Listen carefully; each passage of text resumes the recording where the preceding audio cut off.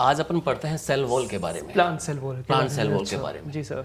तो cell wall जो है एक्चुअली वो प्लांट सेल का फीचर है। ओके, प्लांट्स का फीचर है। और प्लांट्स के अलावा ये सेल वॉल आपको फंजाई में भी देखने को मिलेगा और बैक्टीरिया में भी देखने को मिलेगा। बैक्टीरिया में भी देखने को मिलेगा। तो प्लांट्स में है, फंजाई में है और बैक्टीरिया में सेल वॉल देखने को मिलेगा। और सर हमारी बॉडी में नहीं, हमारे अंदर सेल वॉल कहाँ से होगा? अच्छा, ये एनिमल्स में फिर नहीं मिलेगा ये। फिर तो अपन कहाँ से मुंह में, याद करो ना आप, 1839 में श्वान ने क्या कहा था जब उन्होंने सेल हाइपोथेसिस दिया था और उन्होंने जब प्लांट सेल की स्टडी की थी तो उन्होंने ये कहा था कि cell wall is the unique character of plants and it is absent in animals. अच्छा, तभी फिर वो एनसीईआरटी में हमारे मेंशन किया हुआ है कि the outermost boundary of animal cell is not cell wall, it is plasma membrane. बिल्कुल, सेल मेम्ब्रेन जो होगा हमारे अंदर वो आउटर मोस्ट बाउंड्री देखने को मिलेगा। अच्छा सर, तो it is completely absent in animal cell, तो वहां पे ये देखने को नहीं मिलेगा। और ये सेल वॉल की डिस्कवरी की अगर बात करें तो 1665 रॉबर्ट हुक वाला कौन सी सेल पे स्टडी किया था इन्होंने? वो कॉर्क सेल, क्वेरकस सुबेर जो प्लांट है उसके बारे में। तो सबसे पहले डिस्कवरी का क्रेडिट तो उन्हीं को दे देते हैं हम लोग कि रॉबर्ट हुक ने उसकी डिस्कवरी की थी।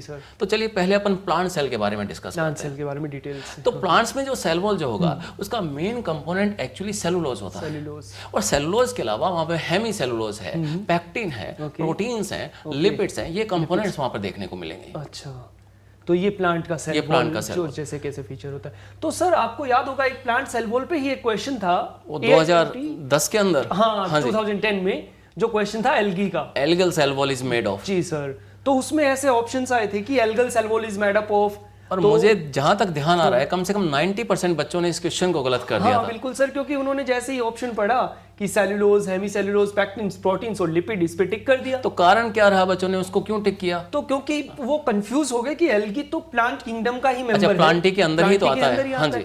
तो उन्होंने ये ऑप्शंस रीड ही नहीं किए कि एल्गल सेल वॉल जो है वो सेलुलोज, गैलेक्टेंस, मेनन्स, मिनरल्स जैसे कि कैल्शियम कार्बोनेट, और इतना सिली मिस्टेक्स उन बच्चों ने कर दिया। बिल्कुल सर। तो कई बार ऐसा ही होता है कि एनसीईआरटी की सिंपल की लाइन भी हम लोग अच्छे से रीड नहीं करते हैं और उन सिली मिस्टेक्स के कारण एक क्वेश्चन हमारा गलत हो जाता है। ये तो एनसीईआरटी में अपने क्लियरली मेंशन किया है, बिल्कुल एकदम साफ साफ लिखा हुआ है वहां पे लेके कि प्लांट का सेल वॉल किसका है, एल्गी का सेल वॉल किसका है। जी सर। तो प्लांट्स के अलावा फंजाई में भी सेल वॉल है। और फंगस का सेल वॉल किसका बना हुआ है? सर फंजाई का जो सेल वॉल है वो बेसिकली काइटिन का बना है। ये काइटिन क्या होता है? ये काइटिन है तो सेलुलोज जैसा ही, बट सेलुलोज से सेलुलोज नहीं है, इसलिए आप इसको फंगस सेलुलोज बोल रहे हैं। अच्छा, काइटिन और कहीं होता है क्या? हाँ बिल्कुल सर, एनिमल्स में, एनिमल्स में कहां? बट एनिमल्स में आर्थ्रोपोड्स। अच्छा, आर्थ्रोपोड्स के अंदर, तो वहां कहां मिलेगा? उसके एक्सोस्केलेटन के अंदर। तो फंगस का सेल वॉल काइटिन का बना हुआ है और काइटिन वहां, उसके अलावा हमको आर्थ्रोपोड्स में भी देखने को मिलेगा। और कहां है सेल वॉल? और सर सेल वॉल आपको मिलेगा बैक्टीरिया के अंदर। तो बैक्टीरिया का सेल वॉल, तो बैक्टीरिया का सेल वॉल बना होता है एक्चुअली पेप्टाइडोग्लाइकन का। अच्छा, तो पेप्टाइडोग्लाइकन का बना हुआ है।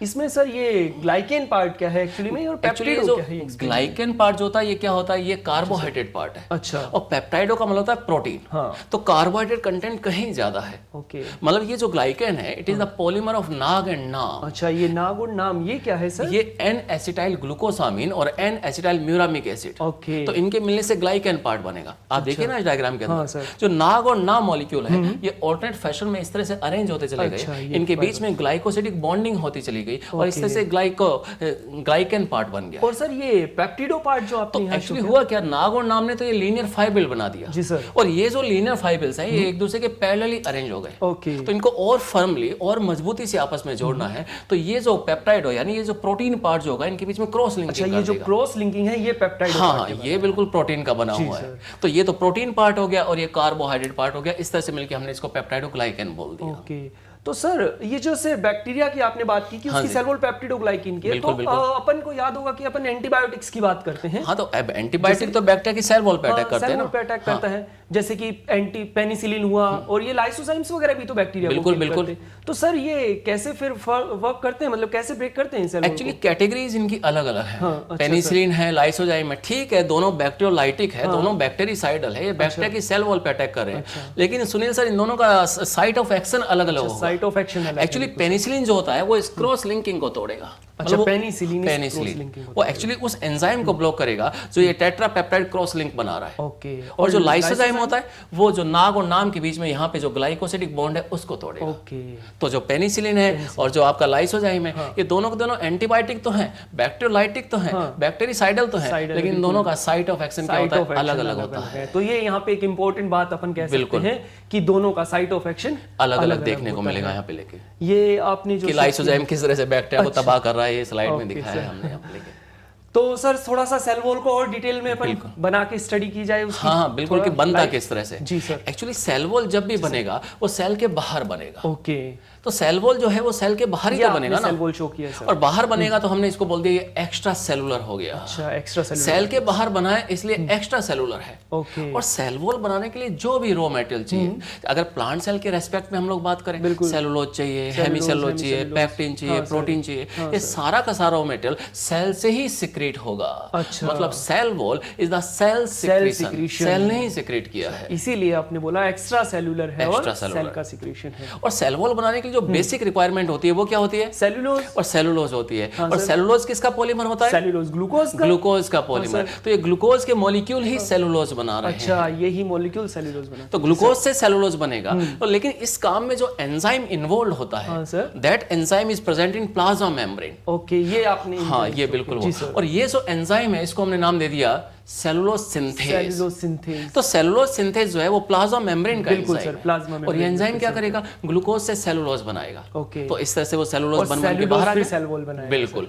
अब ये सेलुलोज जो बन के बाहर आया, अब ये सेलुलोज के मॉलिक्यूल आपस में मिलकर माइक्रोफाइब्रिल्स बनाते हैं। अब ये माइक्रोफाइब्रिल से क्या हो जाएगा? पूरा एक नेटवर्क तैयार हो जाएगा, पूरा एक फ्रेमवर्क तैयार हो जाएगा। और सेल वॉल के लिए इस तरह से एक स्केलेटन, पूरा ढांचा तैयार हो गया, ये फ्रेमवर्क पूरा तैयार हो गया। माइक्रोफाइब्रिल्स ने इसके सेल वॉल का ढांचा बनाया है। तो हुआ क्या सेल वॉल बनने के लिए?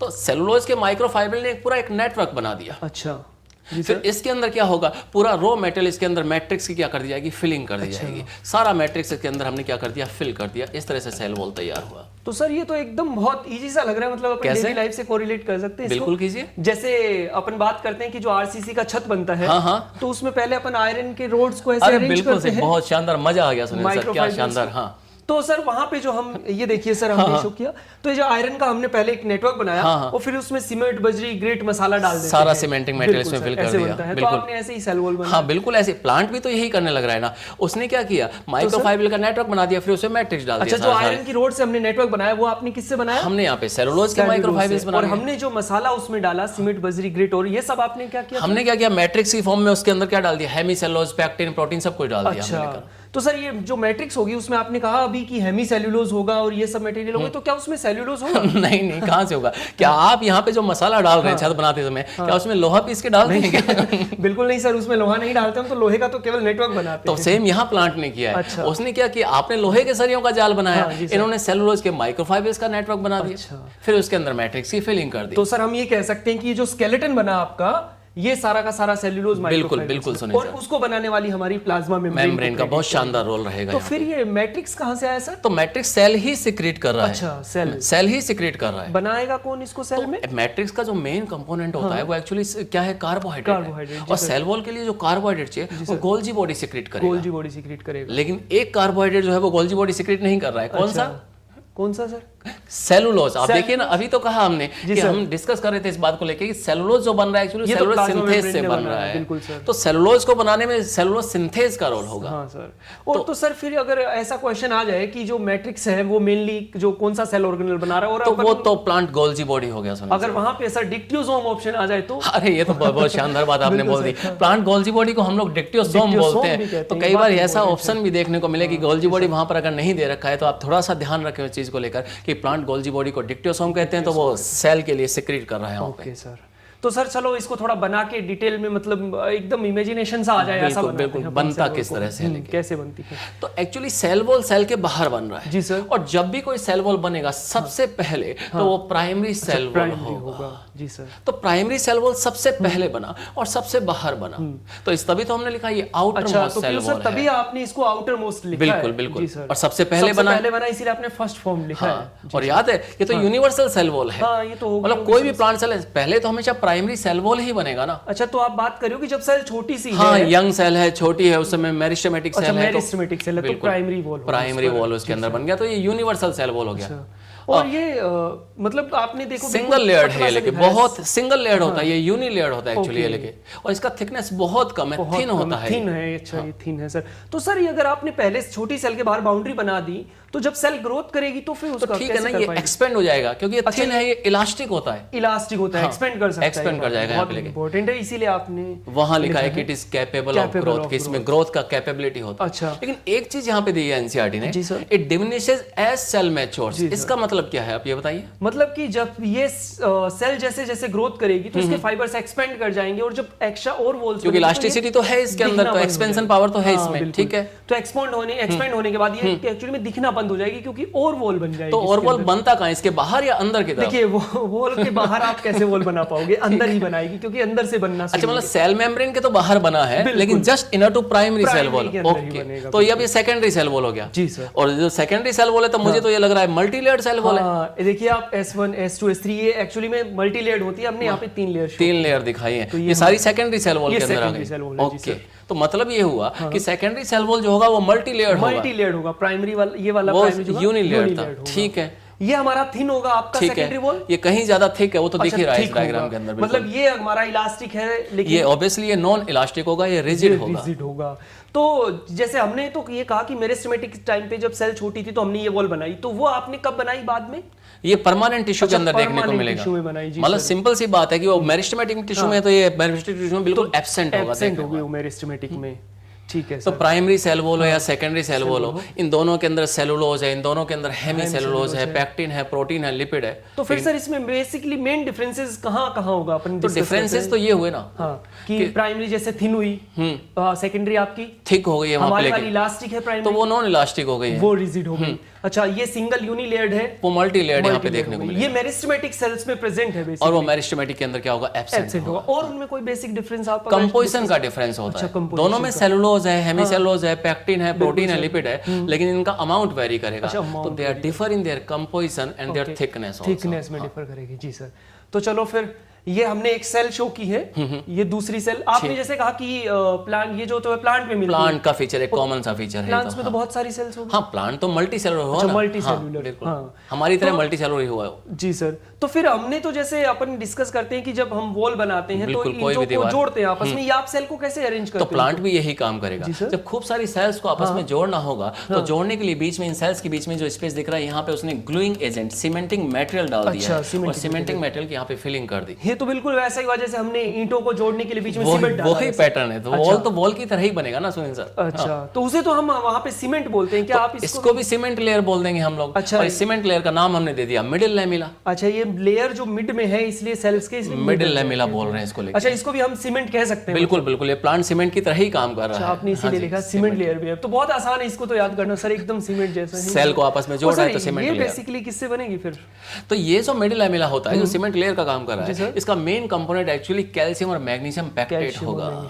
अच्छा, तो सर अगर आपने इसको सीमेंट से अगर जोड़ दिया तो ये तो बहुत हार्ड हो जाएगी। फिर सपोज कीजिए प्लांट का कोई फ्रूट है, मैं उसे वॉल तो ऐसा ही होता है, हार्ड होता है। तो फिर सर मैं फ्रूट को खाना चाह रहा हूं तो ठीक है, जब आप फ्रूट खा रहे हैं तो उस समय तो उसकी राइपनिंग हो चुकी है ना। राइपनिंग होने के बाद तो ऐसा क्या हो जाता है सर राइपनिंग के टाइम? तो राइपनिंग के समय क्या होता है, एक्चुअली इस मिडिल लैमिला को डिसॉल्व कर दिया जाता है। अच्छा, डिसॉल्व करते हैं। और इसको डिसॉल्व करने का काम एक एंजाइम करेगा। अच्छा sir, and that enzyme is known as pectinase. Okay, तो ये पैक्टेट की वॉल थी। हाँ हाँ, बिल्कुल। डिसॉल्व करने के लिए कैल्शियम और मैग्नीशियम पैक्टेट हैं, तो पैक्टिनेज वहां पे काम कर रहा है, इसको डिसॉल्व करेगा। तो ये भी याद करना आसान है कि पैक्टिनेज पैक्टेट को। तो तभी तो अपन लोग कहते हैं ना, during the ripening of fruits they become more soft and juicy because of partial solubilization of middle lamella. मतलब इसीलिए रेड टोमेटो जो है वो बहुत सॉफ्ट, आराम से पल्पी हो गया, इजीली खा लिया। लेकिन सबसे इंपॉर्टेंट बात है कि एक सिंगल सेल के अंदर आपको ये मिडिल लैमिला देखने को नहीं मिलेगा। अच्छा, तो ये फिर कब मिलेगा सर? मतलब आप एक ईंट रखकर अगर दीवार बना रहे हैं तो उसमें सीमेंट का क्या मतलब हुआ? मुझे वो तो दीवार बनाने के लिए तो दीवार बनानी है आपको,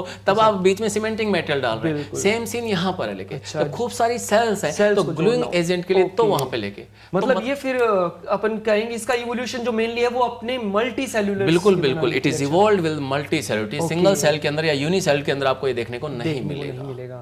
तो ये आपने बहुत अच्छी बात कही कि ये मल्टी सेलुलरिटी का कैरेक्टर है।